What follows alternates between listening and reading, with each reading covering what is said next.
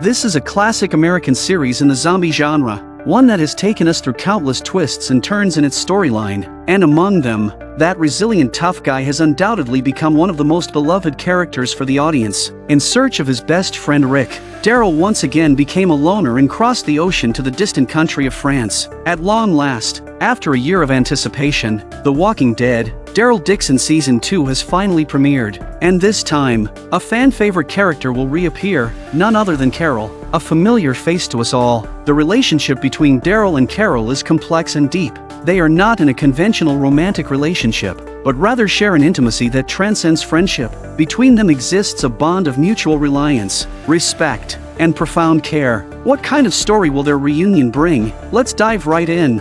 I love you. I love you too.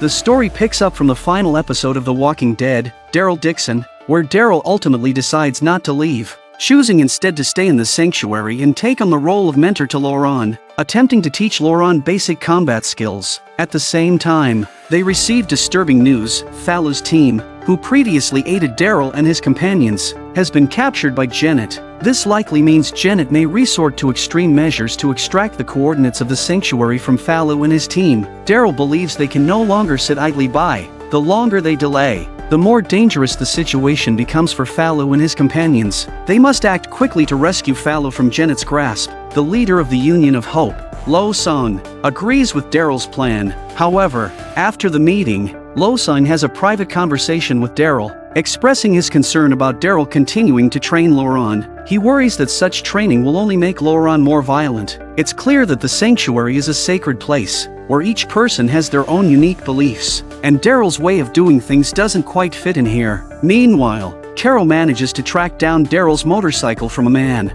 and after some forceful questioning, she gets the location of the initial trade station where the motorcycle was found. Carol quickly makes her way to the station and states her intentions as soon as she arrives. I'm a friendly buddy of mine. Got this bike from you guys, thought maybe you could help fix it. You mixed lady? Because Carol seemed harmless, Jones even mistook her for his companion's wife. However, Jones admits they know nothing about the motorcycle's structure. Carol then decides to find the owner of the motorcycle, as only the owner would be fully familiar with its condition. After some inquiries by Jones, it turns out that someone in the group does indeed know the motorcycle's owner. Dixon. Yes, the owner is Daryl Dixon, and Carol immediately recognizes Daryl's signature weapon, his crossbow. She starts asking about Daryl's whereabouts, but everyone here claims they don't know Daryl well. Despite their words, Carol notices they still talk about Dixon as a complete jerk in private. This makes Carol realize that they're trying to hide something about Dixon. Without hesitation, she grabs Daryl's crossbow and demands they reveal his whereabouts. Yet, even then, the men around her remain unfazed. Still seeing Carol as nothing more than a delicate woman, Carol promptly fires an arrow, piercing Drew's foot. At this moment, Jones seizes the opportunity to throw a weapon and interrupt Carol's attack. Grady steps forward, attempting to subdue Carol, only to have his nose broken by a swift counterattack. Only now do the men around them realize that this woman before them is no ordinary person, and Grady finally reveals Daryl's whereabouts. They got themselves thrown on a goddamn boat. A boat? To where? To France, okay?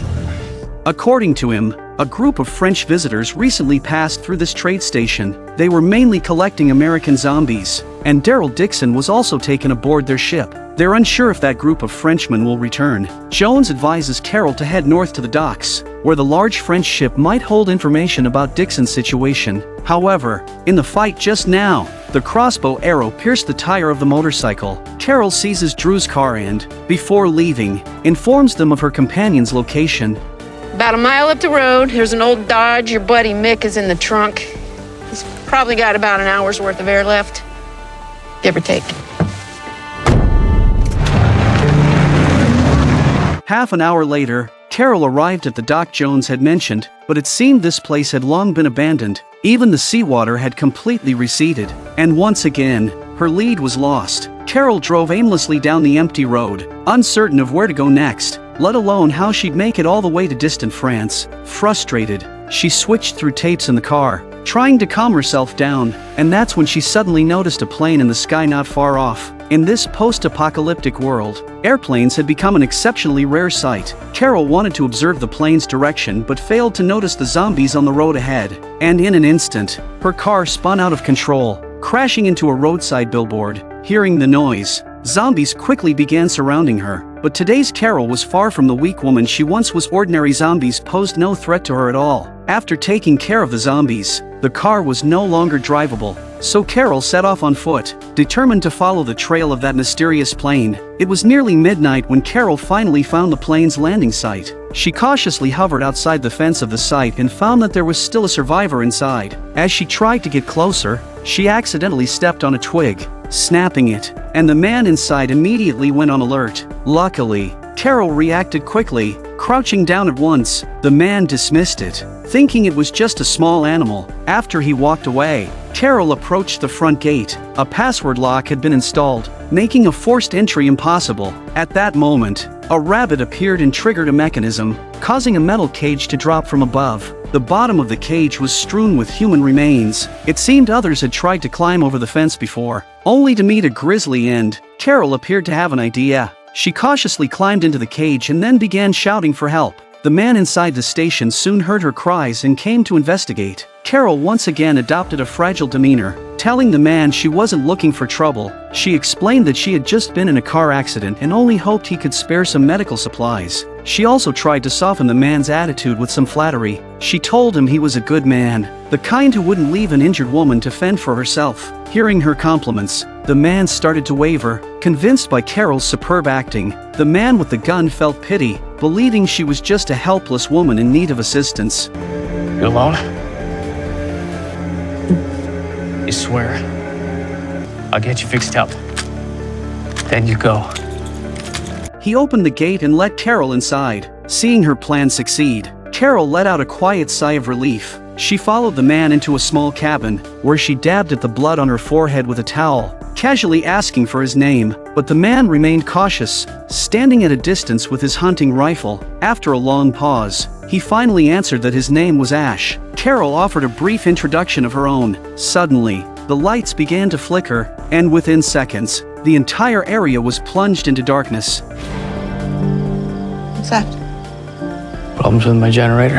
After Ash spoke, he turned and left with his weapon, and Carol followed close behind. She watched as Ash reset a power switch, and soon the base was brightly lit again. When Ash turned back around, Carol quickly pretended to tend to her wound. Seeing her genuinely in need of help, Ash's demeanor softened, and he told Carol she could stay the night, suggesting she sleep in a nearby barn. Ash led the way toward the door, but Carol abruptly stopped in her tracks. The scene felt all too familiar. It was something Carol had never truly forgotten.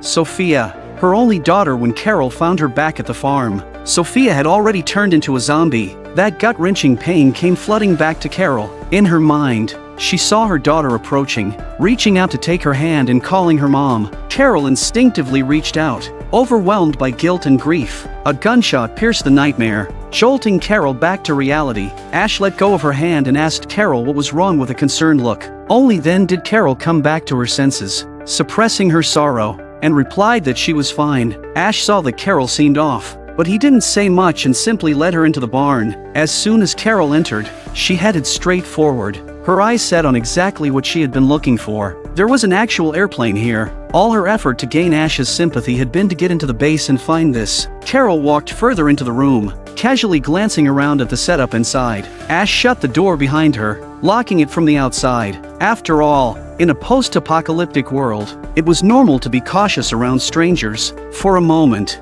Carol felt a twinge of guilt. Ash was undoubtedly a good person, and here she was, deceiving him by exploiting his kindness. The next morning, Ash unlocked the door, bringing in a tray of food. He placed it beside the bed and prepared to leave. Carol quickly sat up and asked Ash when he might have time to help repair her car. Ash glanced at the time and said he had something to take care of shortly. In the afternoon, he'd be flying out and could search for some spare parts along the way. Carol expressed her gratitude. I hope I'm not keeping you guessing you have better things to do than to fly around here looking for car parts. I have everything here.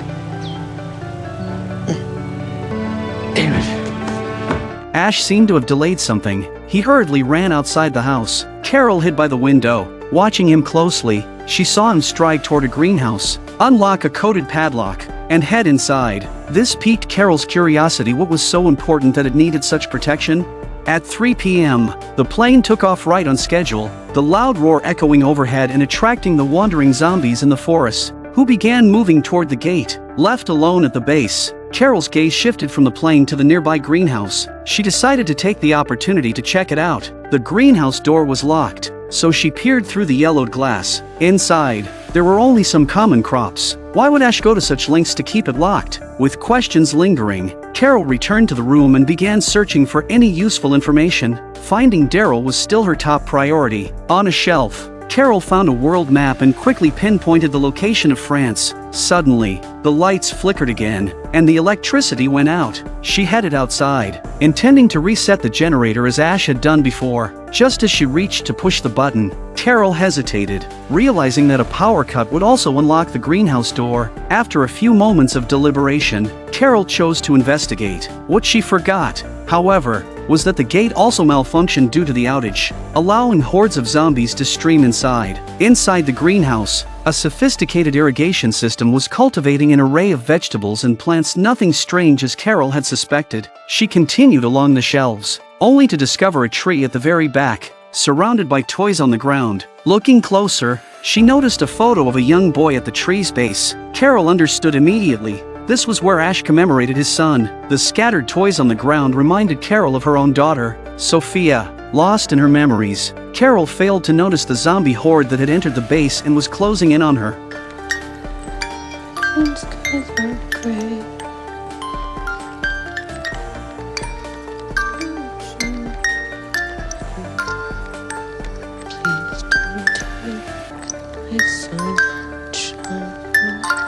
She couldn't hold back her tears any longer. She missed her daughter every day, so she could truly empathize with Ash's feelings. But this was a sacred space that someone else had set up. She couldn't stay here any longer. She quickened her pace toward the exit. Just then,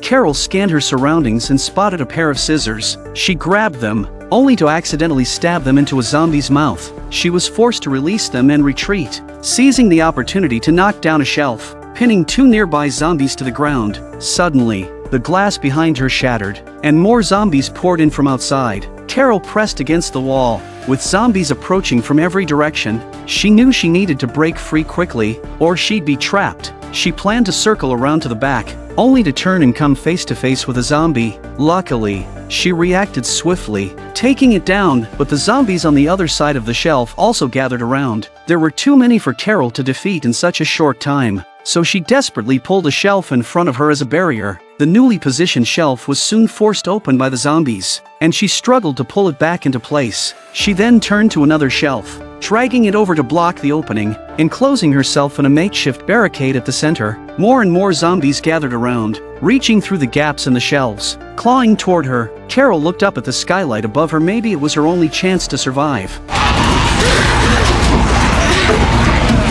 Fortunately, the zombies crowding around the shelves just so happened to help stabilize the ladder, allowing her to climb up without incident. Carol reached up, broke the glass above her, and slipped out through the opening. But just then, Ash came walking over with his rifle in hand. Seeing the chaos, his anger was palpable.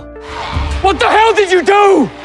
Carol felt deep guilt. After all, this mess had indeed started because of her. Half an hour later, they finished dealing with the zombies in the greenhouse and began the grueling task of cleaning up. Ash's anger did not subside at all. He even deliberately avoided Carol's help. He could hardly believe he'd let such trouble into his own home. He'd taken this woman in out of kindness, only for her to cause him such a massive headache. Are you kidding me? Please just let me clean it up. Fine. Get out.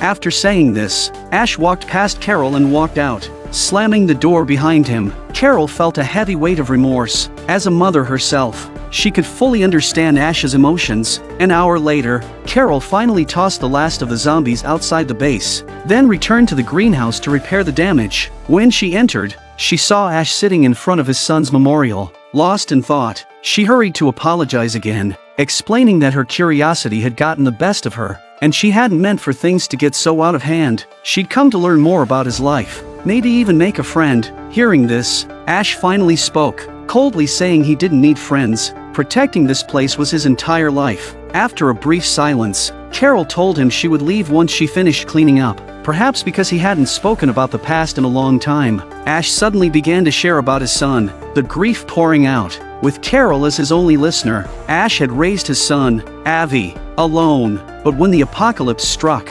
tragedy followed. Due to his mistake, Avi had run outside. In the end, he couldn't save his own son. In remorse and self-blame, he built this place to commemorate his son. Since Avi had loved airplanes, Ash had hung model planes all over the branches. Coincidentally, a plane had crashed nearby, which Ash took as a sign from his son. He spent months repairing and restoring the plane, and after nearly half a year, it could finally fly. You don't want to leave him. That's why you fly around here. It was never about going anywhere in particular. Just up high enough so that when I look down, I can almost trick myself into thinking the world is... Carol was moved by Ash's story, and her remorse for damaging the greenhouse grew. Wanting to do something to make it up to him, Carol spent more time patching up the walls. When Ash approached, Carol proactively explained her actions. Hey, I'm just about finished here.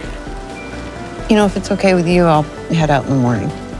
I'm about to sit down for dinner, if you would like to join me. I like that. She was a bit surprised, as this seemed to signal Ash's willingness to forgive her. Still, Carol continued working until nightfall before finally returning to her room. Upon entering, she was stunned to see that Ash had prepared a meal for her. There was even a bouquet of white flowers on the table. I believe this one.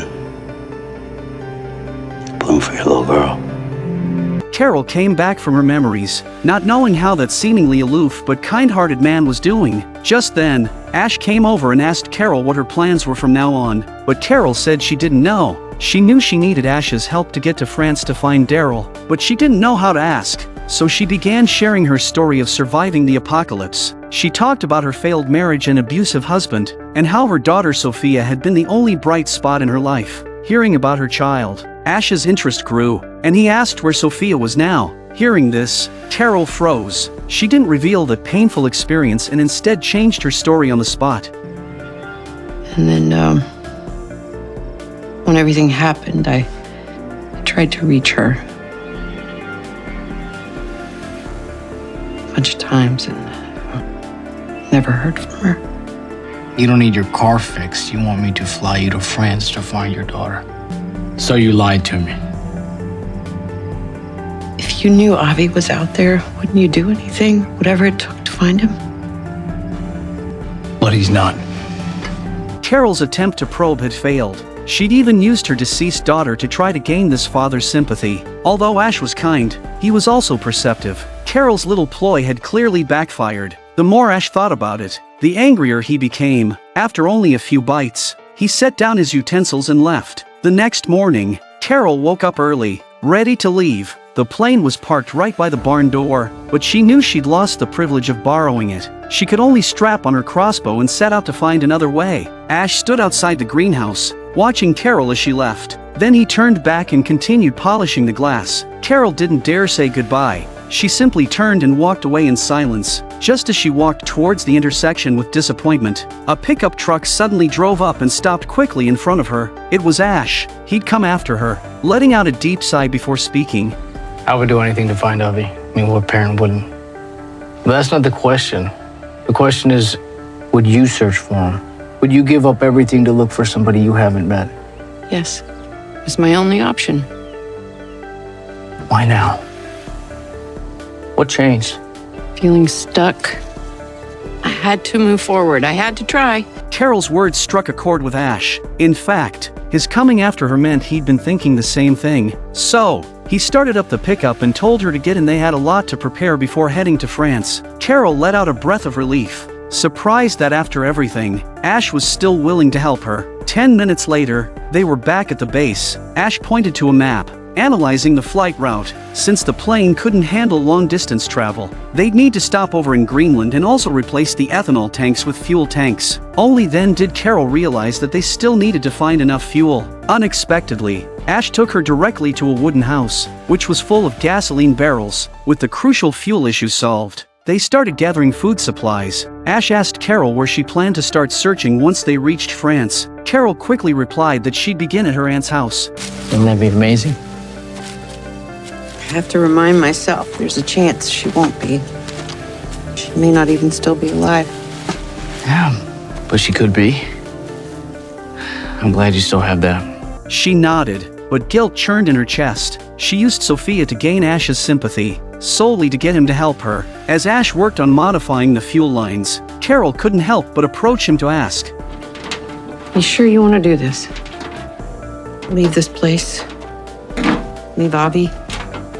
In truth, Carol was having second thoughts. Finding Daryl was her own obsession, but with so much unknown ahead, she couldn't promise that she and Ash would both make it out safely. Ash reassured her that it didn't matter. He admitted that he hadn't dared to leave his home for a long time after his son's death, but this plane had rekindled a sense of hope, giving him the courage to start a new life. Just when they thought everything was going smoothly, the weather suddenly changed. It looked like a storm was coming. They decided to load the supplies onto the plane now and wait until the weather cleared tomorrow before setting off. As they moved the fuel drums, they speculated about the state of the apocalypse in France. Just then, a flash of lightning struck a nearby lamppost, causing a short circuit that sent sparks flying. Moments later, the entire base was plunged into darkness. They were about to go check on the power when suddenly,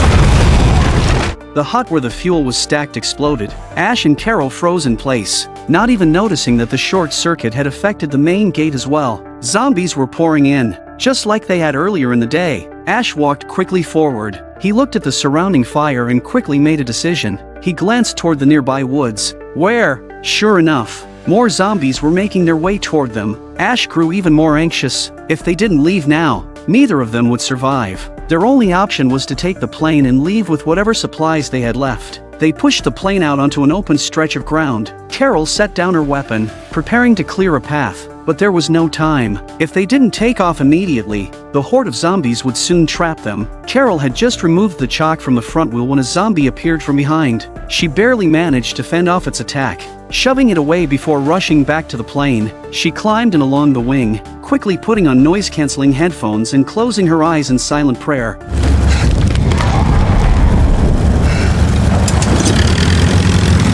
The plane began to accelerate down the makeshift runway, but zombies crowded the path ahead, filling them with dread. They had no idea if the plane could withstand the collisions.